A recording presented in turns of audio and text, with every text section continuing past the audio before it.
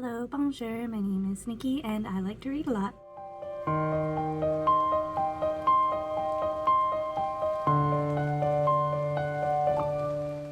Thank you for accepting my invitation to join me as I work my way through the 2026 PopSugar Reading Challenge in video format. If you want a more detailed explanation of what I'm doing in this video series, you can go ahead and check out my introduction video where I explain my hobby pairing experiment and review each of the 50 prompts for this year's PopSugar Reading Challenge. Let the sleeping get see-through.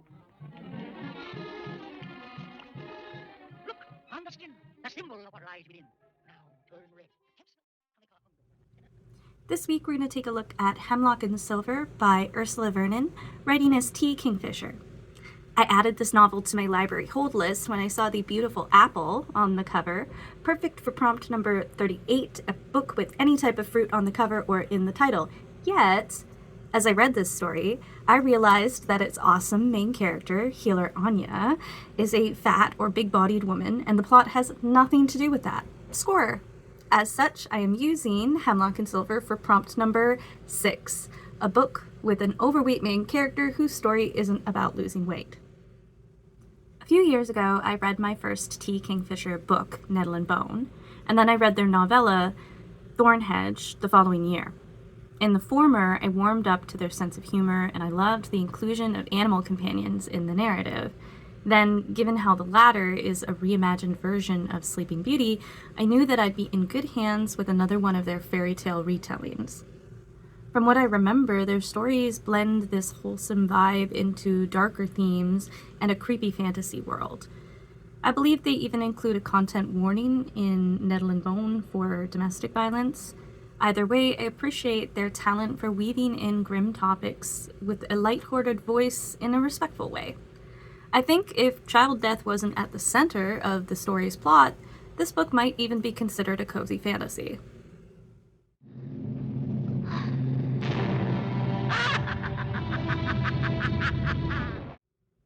Hemlock Silver's synopsis reads, Healer Anya regularly drinks poison, not to die, but to save, seeking cures for those everyone else has given up on.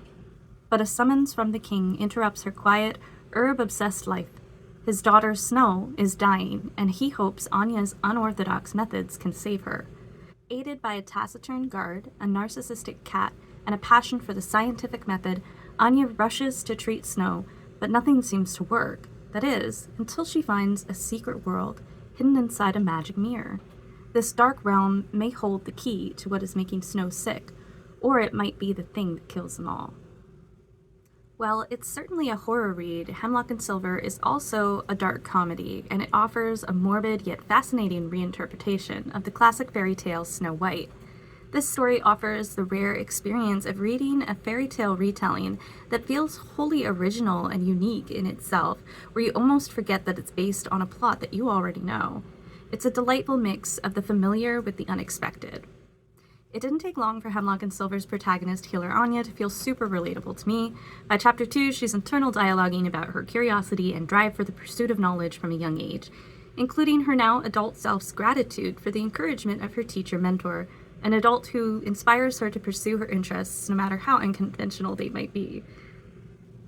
As a young girl obsessed with the nature of poison and meant in the highest praise, Healer Anya absolutely reminds me of Mau Mau from the Apothecary Diaries.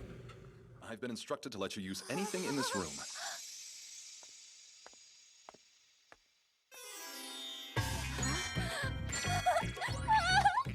Hemlock Silver is another book that I accessed through my library app, Libby, for free. A few other prompts that this book could be used for in the PopSugar Reading Challenge this year include prompt number 9, a book with a Type C character. The talented healer Anya is fiercely dedicated to the empirical method to the point where she sometimes risks life and limb, and a Type C character, from my understanding, is a personality that is analytical and detail-oriented. Our protagonist fits that to a T. I think another prompt that this book could be used for is prompt number 11, since it does feature a few dads who are the primary caregivers for their children. I suspect a couple other prompts could fit the bill, but I don't want to give any spoilers. There's a bit of low-key romance in the background. Give it a try. I don't think you'll regret it. Last but not least, we get to the emoji rating. So,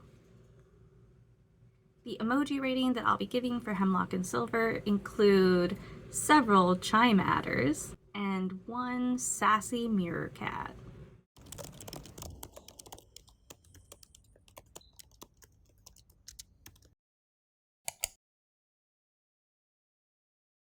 This week was a true test of settling for good enough and done over perfectly procrastinated and entirely in my head. If you can't tell, I'm exhausted from unexpected but exciting life events that involve changing up my environment. I want to keep my commitments to this video series journey, but there may be some hiccups in the coming months. Good news, I'm ahead in my reading list. It's just that scripting, filming, and editing my chaotic jumble of reflections is another matter entirely. One thing to note is that if you like the flavor of T Kingfisher's Hemlock and Silver or other works, they have another book coming out this spring called Wolfworm on March 24th, 2026. Sounds like a creepy crawly gothic delight taking place in the weird woods of North Carolina. Perfect for welcoming the spring equinox. Maybe you like a dark twist on a children's classic. Maybe you too are intrigued by the nature of poisons.